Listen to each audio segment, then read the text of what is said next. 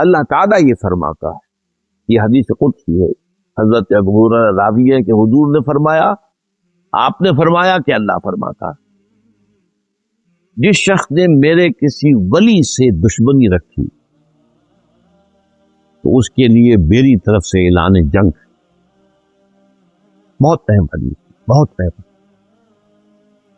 اس میں نے سب سے پہلے عرض کیا تھا آیات قرآنیہ کے حوالے سے بھی، ولی ہوتا کون ہے، اور یہ ولایت باہمی جو ہے بندے اور رب کے درمیان، اس کے معنی کیا ہے؟ یہ ولایت باہمی ہے، اس معنی میں اللہ اہل ایمان کا ولی، اہل ایمان اللہ کے ولی۔ سورہ بقرہ میں فرمایا اللہ ولی الذین آمنوا یخرجہم من الظلمات الی النور، اللہ ولی ہے ان لوگوں کا جو ایمان لائے اور وہ انہیں نکالتا رہتا ہے اندھیروں سے دور کی طرف۔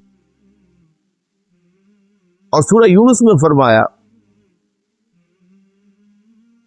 الا ان اولیاء اللہ لا خوف علیہم ولا هم یحزنون، آگاہ ہو جاؤ اللہ کے اولیاء کے لیے نہ کوئی خوف ہے نہ حزن۔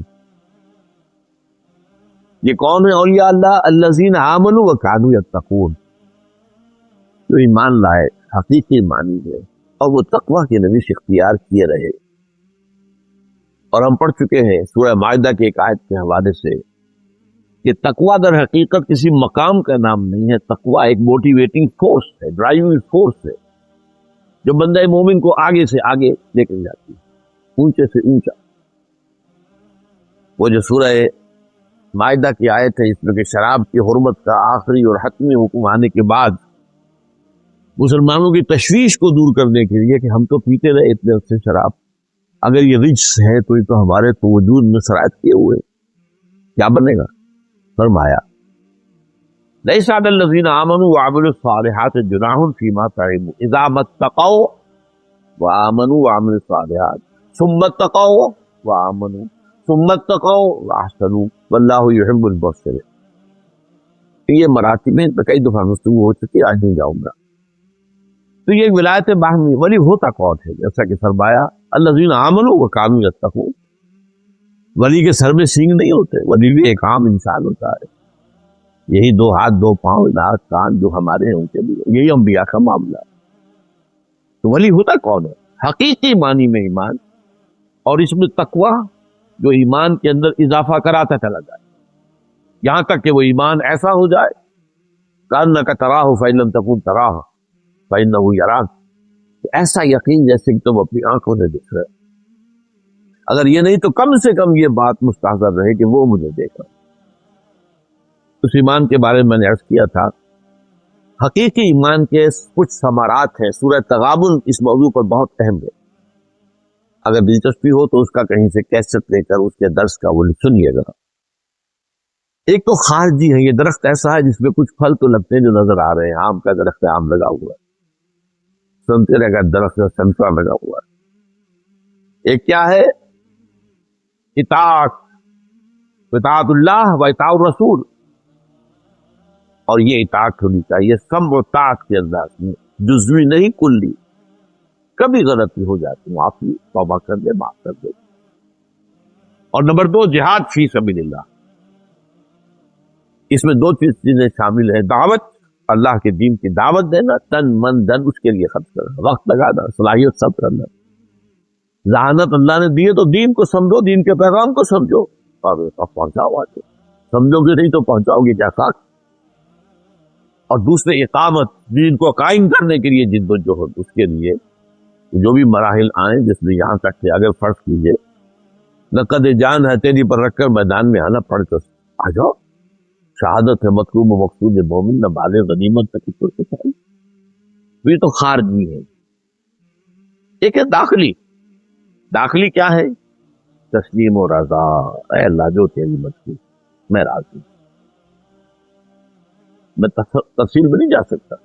توکل و اعتماد، کسی شے پر توکل نہ ہو، نہ اپنی قوت پر، صلاحیت پر، ذہانت پر، فطانت پر، نہ مالی اسباب و وسائل پر، نہ مادی اسباب و وسائل،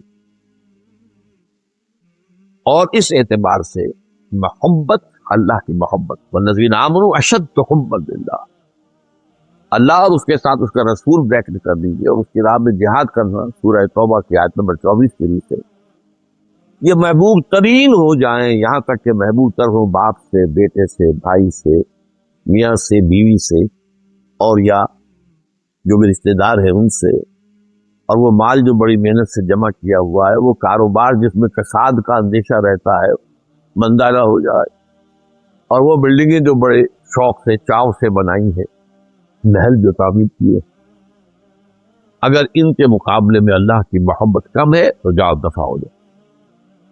اللہ کی محبت احب الیکم من اللہ ورسولہ وجہاد فی سبیلہ، محبت کے ساتھ ہی حمیت، اللہ کی حمیت، اللہ کا جھنڈا گرا ہوا ہے بھائی اٹھاؤ،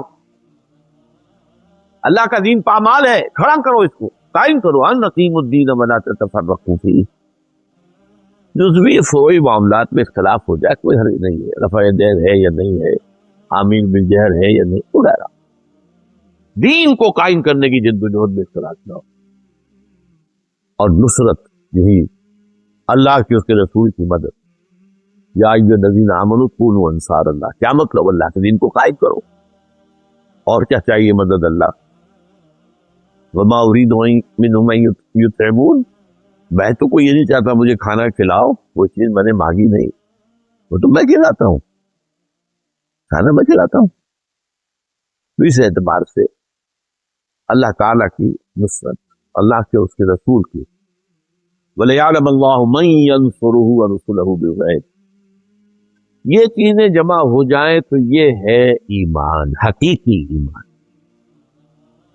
اور اس میں پھر اضافہ زیادہ سے زیادہ، جیسے آپ کہتے ہیں بھائی جتنا گڑ ڈالو گی اتنا ہی میٹھا ہوگا، اس میں جو شخص جتنے جتنے درجے میں تن من دھن لگا رہا، ایسے بھی تھے جو انگلی کٹوا کر شہیدوں میں نام لکھوا دینے والے، ایسے بھی تھے صحابہ کے دور میں بھی تھے، منافق تھے کہ نہیں تھے، نمازیں بڑے شوق سے آ کر حضور کی امامت میں پڑھتے تھے، لیکن جان و مال کا اللہ کی راہ میں خرچ کرنا یہ مشکل ہے، اور ایسے بھی ہیں جو ہمہ تن ہمہ وقت کسی کام سے نہ لگ جاتے، اللہ روزی تو انہیں بھی پہنچاتا ہے، وہ تو پہنچاتا ہے، وَمَا مِن دَابَّةٍ فِي الْأَرْضِ وَلَا فِي السَّمَاءِ إِلَّا عَلَى اللَّهِ رِزْقُهَا، رزق کو اللہ کے ذمہ ہے، وہ پہنچاتا ہے۔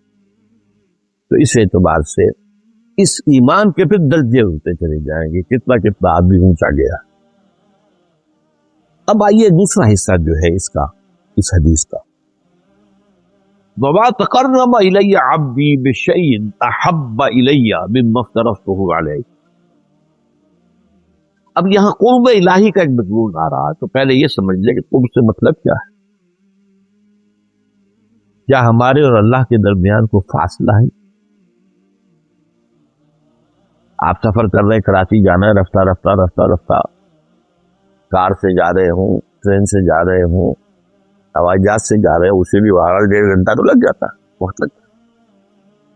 تو پہلی بات تو اس کی نفی ہے، اللہ کہیں دور نہیں ہے، نحن اقرب الیہ من حبل الورید، سورہ قاف میں فرمایا ہم نے ہی انسان کو پیدا کیا ہے، وَلَقَدْ خَلَقْنَا الْإِنسَانَ وَنَعْلَمُ مَا تُوَسْوِسُ بِهِ نَفْسُهُ، اس کا جو نفس ہے، جو اس کے اندر وسوسہ اندازی کرتا رہتا ہے، نفس امارہ، وہ ہمیں خوب معلوم ہے، وَنَحْنُ أَقْرَبُ إِلَيْهِ مِنْ حَبْلِ الْوَرِيدِ، اور ہم تو انسان سے اس کی رگے جہاں سے بھی زیادہ قریب، تو جو یہ قرب ہے تو پھر قرب الہی حاصل کرنے کی جد و جہد سے ہماری دعوت،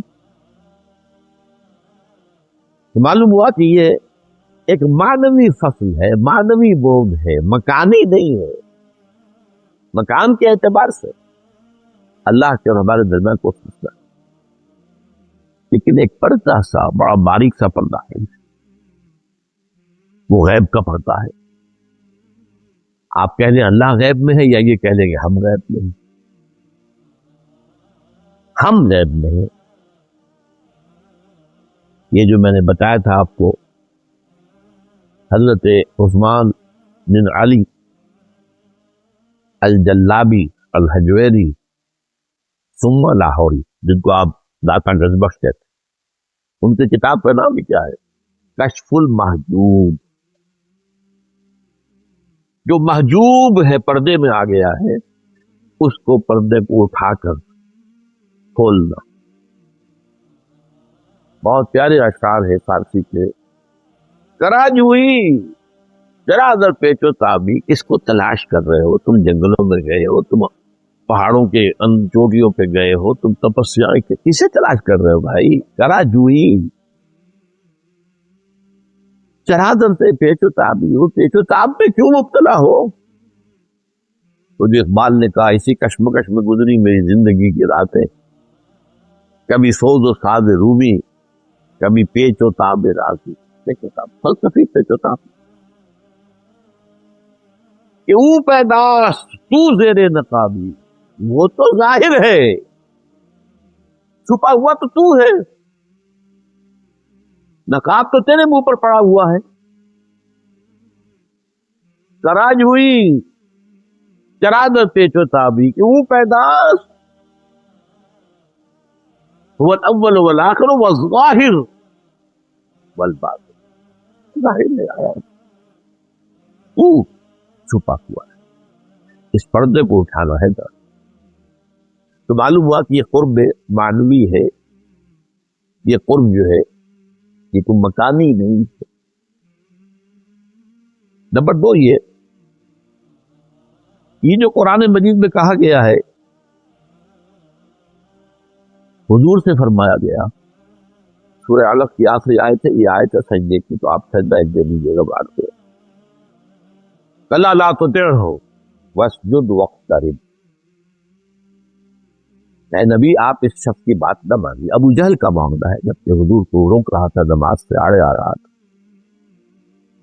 अरअयतल्लज़ी यन्हा अब्दन इज़ा सल्ला, यहां से बात हुई, फला तुतिअहु वस्जुद वक़्तरिब, तो आप इसका कहना ना माने, सजदा करें और करीब हो जाएं। तो कुर्ब होने का और करीब होने का और कुर्ब तलाश करने का हुक्म तो दिया गया, लेकिन फर्क नहीं, कुर्ब मकानी नहीं है ये कुर्ब मानवी। इसी तरह फरमाया है सूरह बनी इसराइल की बड़ी अहम आयत है, ये मुशरिकीन जिनको पुकार रहे हैं, उलाइका लज़ीना यदऊना, जिनको ये पुकार रहे, यब्तगूना इला रब्बिहिमुल वसीला, वो तो खुद अल्लाह के अपने रब की वसीला यानी कुर्ब के तलाश में। वसीला के मानी हमारा वसीला नहीं है जो अरबी उर्दू में हम बोलते हैं, ये बहुत बड़ा गलती हो गई है। वसीला के अरबी माने कुर्ब है, वब्तगू इलैहि वसीला, तलाश करो उसका कुर्ब। फिर फरमाया अय्युहुम अक़रबु, कौन है उनमें से जो करीब तरीन है, इसकी मैं अभी वजाहत करूंगा। वयरजून रहमतहू व यखाफून अज़ाब, और वो जिन्हें ये पूज रहे, पुकार रहे, दुआएं कर रहे, वो तो खुद कुर्ब इलाही की अभी मंजिलें तय कर रहे हैं कि कौन करीब से करीब तर हो जाए, और अल्लाह की रहमत के उम्मीदवार भी है और अल्लाह के अज़ाब से डरते भी रहते हैं।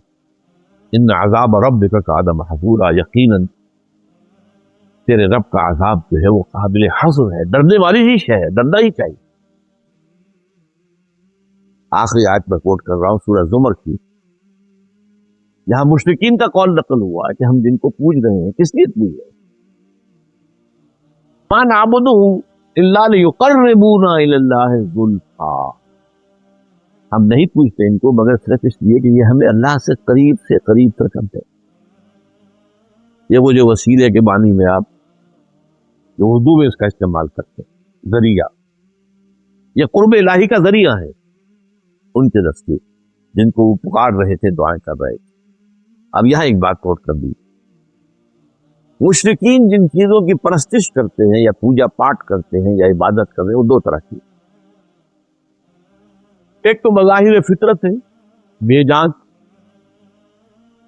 सूरज को पूज रहे हैं, चांद को पूज रहे हैं, सितारों को पूज रहे हैं, आग को पूज रहे हैं, पानी को पूज रहे हैं, एक तो ये है, इनका तो दायद बात है, कोई तरह से कोई ना वजूद है न इनकी कोई हैसियत है। और एक वो पूछते हैं फरिश्तों को, انبیاء اور اولیاء اللہ کی ارواح.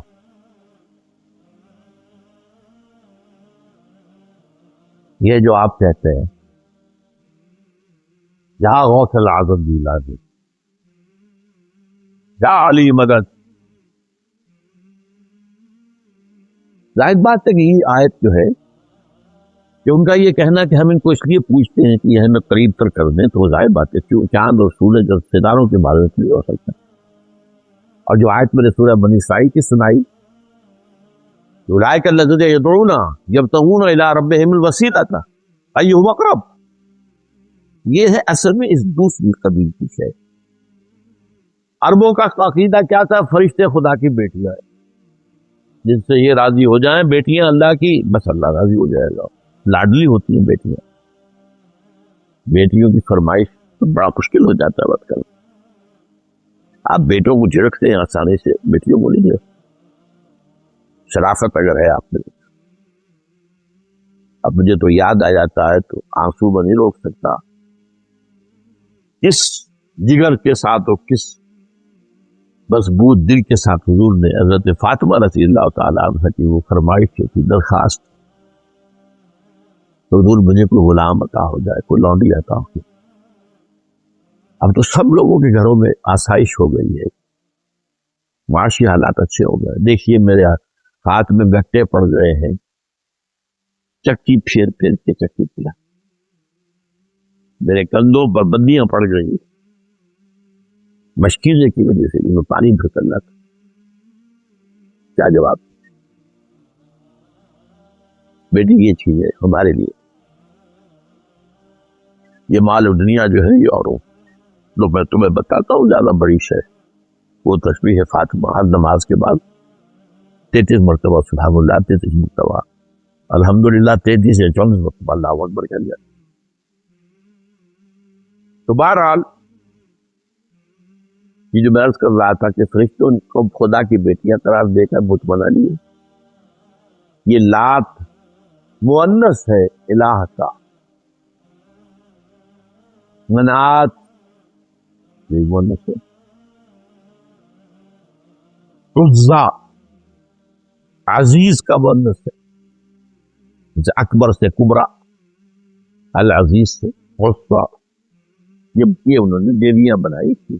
لیکن یہ بگڑا ہوا تصور تھا ان کا. یہ ہے حقیقت میں اسلام سے نہیں، فرشتے تو ہیں، لیکن فرشتے بھی اس عالم ارواح میں، ان میں بھی ایک جد و جہد جاری ہوتی، کون اللہ سے اور قریب ہو جائے اور قریب ہو جائے اور قریب. درجے ان پہ بھی ہے. ملائکہ مقربین بھی کہلاتے ہیں جو بہت ہی قریب ہیں، وہ بھی ہے فرشتے جو عرش اعظم کو اٹھائے ہوئے، تو ان میں بھی ایک خاص قرب. نمبر 2، اولیاء اللہ اور انبیاء کے نام پر مجسمے بنا لیے گئے. یہ جو حضرت نوح علیہ السلام کی قوم کے بتوں کا ذکر آتا ہے سورہ نوح میں، جب قوم کے سرداروں نے اپنی قوم کی بت مارنے کے لیے کہا تھا لا تذرن آلہتکم، دیکھو نہ چھوڑ دینا اپنے معبودوں کو. یہ نوح کیا کہہ رہا ہے؟ جن کی کوئی حقیقت نہیں، ہرگز نہ مانو بات اس کی. لا تذرن آلہتکم، ہرگز نہ چھوڑنا. ولا تذرن ودم ولا سواعا ولا یغوث ویعوق ونسرا، یہ 5 تھے، ود، سواع، یغوث، یعوق اور نسر. اور اس پر تقریباً اجماع ہے مفسرین کا کہ یہ اس قوم کے اولیاء اللہ کے گزرے ہوئے جو جان سے مل جاتے ہیں، ان کے وہ بت قرار. فرق صرف اتنا ہے آج ہم ان کی قبروں کو پوجتے ہیں، فرق کوئی نہیں، قطعاً کوئی فرق نہیں. ایک بڑا تلخ واقعہ بتایا تھا، اب دیکھیے اچانک نام ذہن سے اتر گیا. تو جنہوں نے کتاب لکھی تھی من الظلمات الی النور، غازی احمد صاحب جو بچپن ہی میں مسلمان ہو گئے اور موحد، سن 47 میں ان کا کنبہ سارا چلا گیا، امبالے میں جا کے آباد ہو گئے. پھر کوئی بہت سالوں کے بعد کہیں آئے ملنے کے لیے، ہندو تھے،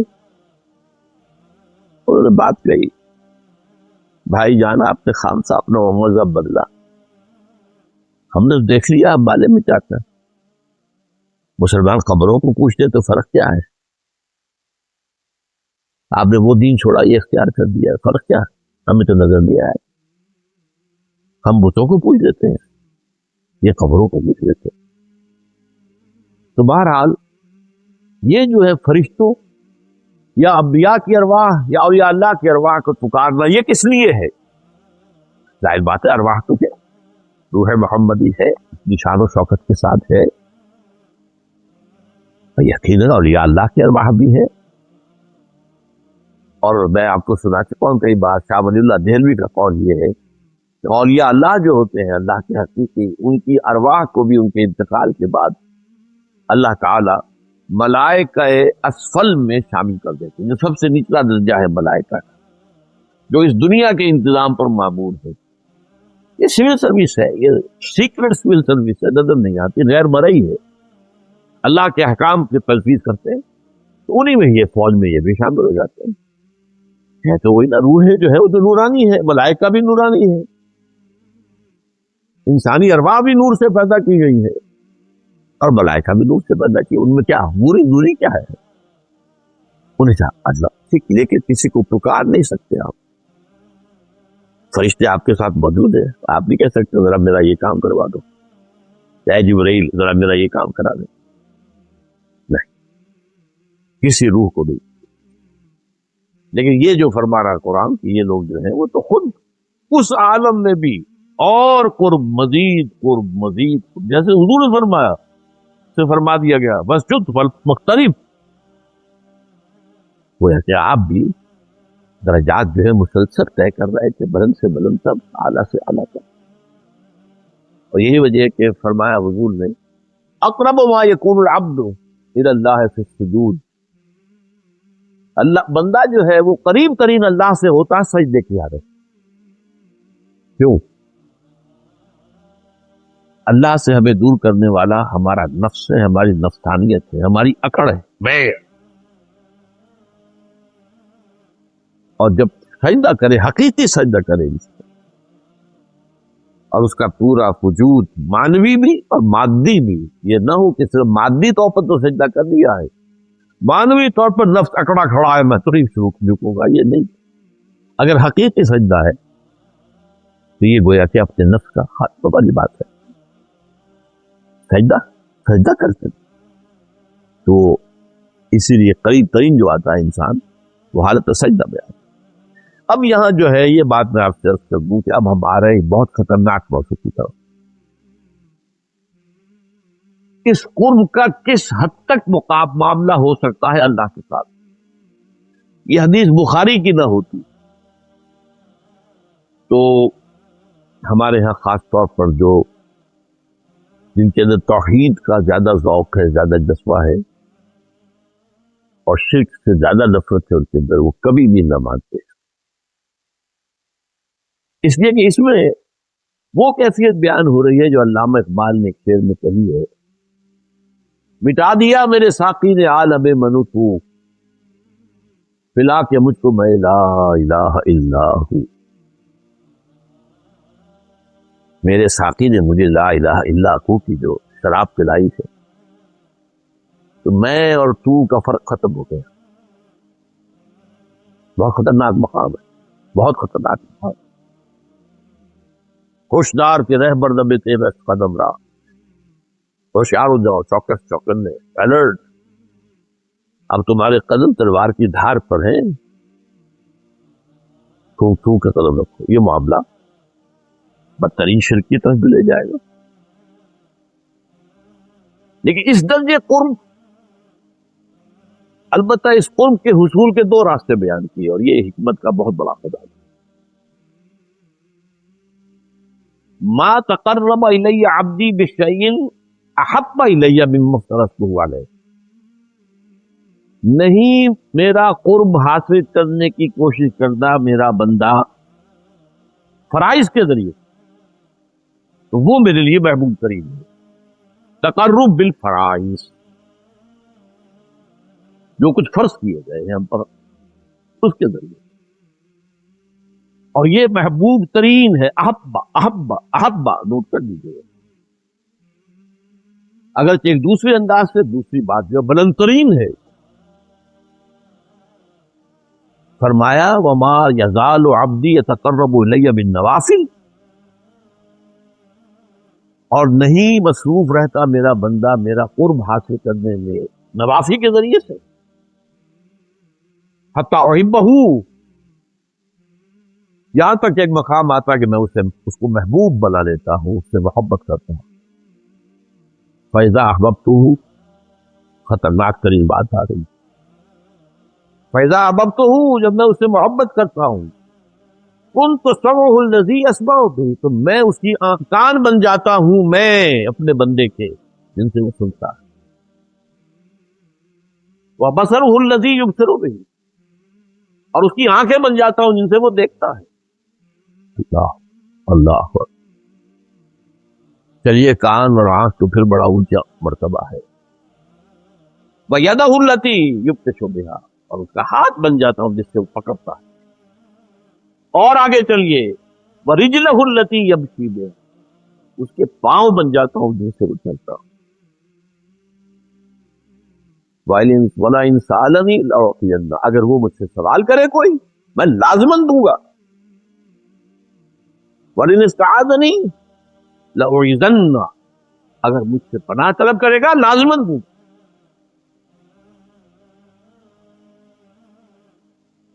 اب یہاں تو من و تو کا معاملہ تو ختم ہو گیا، اس درجے قرب، اس انتہا کا قرب۔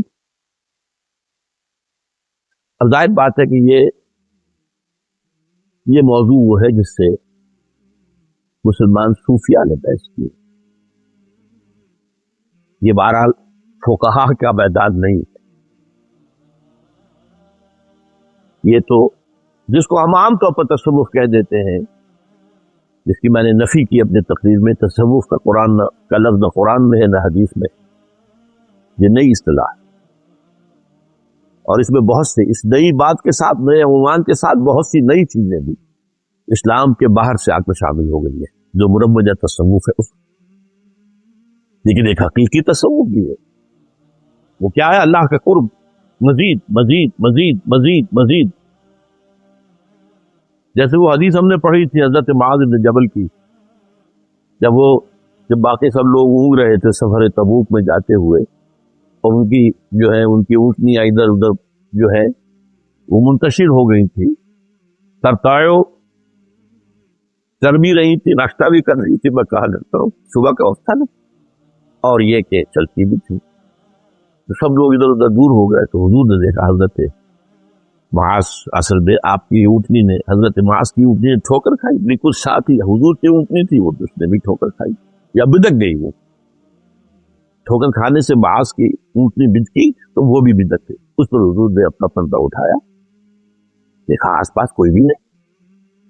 بہرحال وہ تفصیل پہ ہم پڑھ چکے ہیں حدیث، اس کے ضمن میں یہ بات آتی ہے کہ حضور حضرت معاذ چونکہ قریب تھے، دیکھا آپ نے، فرمایا ادرونت، اور قریب آ جاؤ، اور قریب آ جاؤ، اور قریب آ جاؤ، تو اتنے قریب ہو گئے کہ دونوں کی اونٹنیاں جو ہے آپس میں رگڑ کھا رہی، تو اللہ سے اور قریب اور قریب اور قریب، اور یہ تقرب جو ہے یہ اولیاء اللہ کے کرنے کا کام ہے، جس حدیث کے شروع میں ذکر کیا گیا، من عادى لي وليا فقد عذرته بالحرب، جس نے میرے کسی ولی سے دشمنی رکھی اس کے خلاف میرا اعلان جنگ۔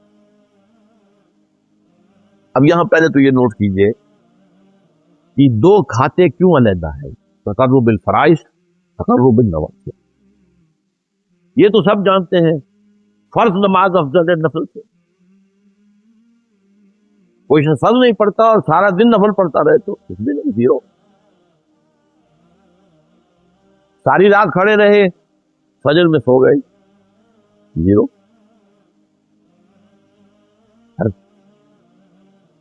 فرائض کی ادائیگی کے بعد نوافل کا معاملہ۔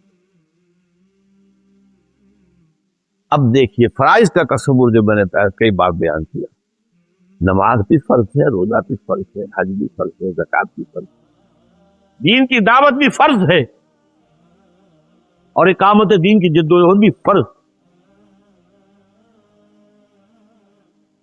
اس فرض کو ادا نہ کریں، نوافل پر آپ نے زور لگا دیا، نماز نفلی، روزے نفلی، حج نفلی، عمرے پہ عمرہ، عمرے پہ عمرہ، ہر سال عمرہ، رمضان کا عمرہ، کیا ہے یہ فرض پر کیوں؟ یہ فرض ادا ہو جائے، اللہ کا دین قائم ہو جائے، اب آپ دوسرے درجے میں آ سکتے ہیں، تقرب النوافل۔ اس لیے کہ وہ نظام خلافت قائم ہو گیا، اب دین کی مزید دعوت اس کے ذمہ ہے، اب دین کو بقیہ دنیا میں غالب کرنے کی جد و جہد اس کے ذمہ ہے۔ انڈیویجولز آر ایبسولوڈ، وہ بری ہو گئے۔ ہاں کسی موقع پر اس نظام خلافت کی طرف سے مطالبہ ہے کہ 10,000 آدمی چاہیے فلاں محاذ کے لیے، 10,000 نکل آئے، باقی جو آرام سے کرو بس صحیح، سوئے رات بھر کھڑے رہیں، علمی کام میں لگے رہے، روحانی جد و جہد کرے، سب جائے، لیکن کب؟ جب دین قائم ہو چکا۔ یہ ہے جو کانٹے کی بات کرتی ہے۔ یہ تقرب اللہ تعالی نے فرمایا مجھے سب سے زیادہ محبوب ہے، احب الیہ۔ اب یہاں بھی دیکھیے، میں نے بہت مرتبہ مثال دی ہے، ایک جہاد کا مسئلہ ہے، جہاد شروع کہاں سے ہوتا ہے؟ اپنے نفس کے خلاف جہاد، یہ اہم ترین ہے، اسی لیے اسے افضل کہا گیا ہے، افضل الجہاد۔ پوچھا گیا ای الجہاد افضل ہو،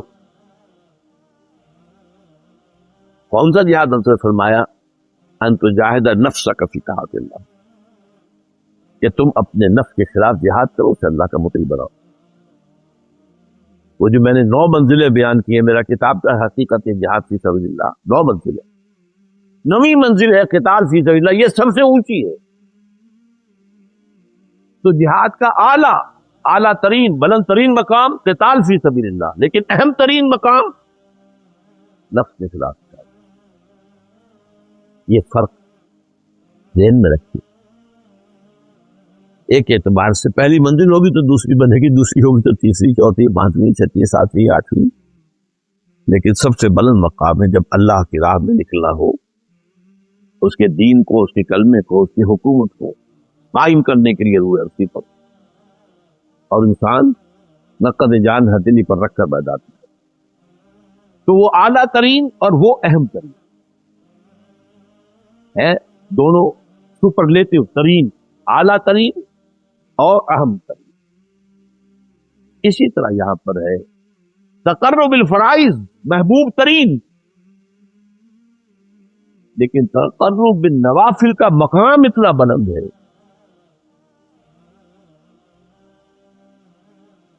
کہ اللہ اپنے اس بندے کا کی آنکھ بن جاتا ہے جس سے وہ دیکھتا، اس کے کان بن جاتا ہے جس سے وہ سنتا، اس کے ہاتھ بن جاتا ہے جس سے وہ پکڑتا ہے، اس کے پاؤں بن جاتا ہے جس سے وہ، اس سے اونچا مقام تو کوئی نہیں۔ لیکن یہ تقرب النوافل، نوافل فرائض کے بعد، فرائض کو نظر انداز کر کے، فرائض کو ترک کر کے نوافل چلا کشیاں اور یہ اور وہ، نفس کے خلاف جہاد، اور رگڑا جا رہا اپنے نفس کو، رگڑ رہے ہیں، جبکہ باطل کا غلبہ ہے، اس کے خلاف کوئی کام آپ کر نہیں رہے۔ اللہ کا دین پامال ہے، اس کے خلاف کوئی جدوجہد نہیں، کوئی حمیت ہی نہیں، کوئی غیرت ہی نہیں۔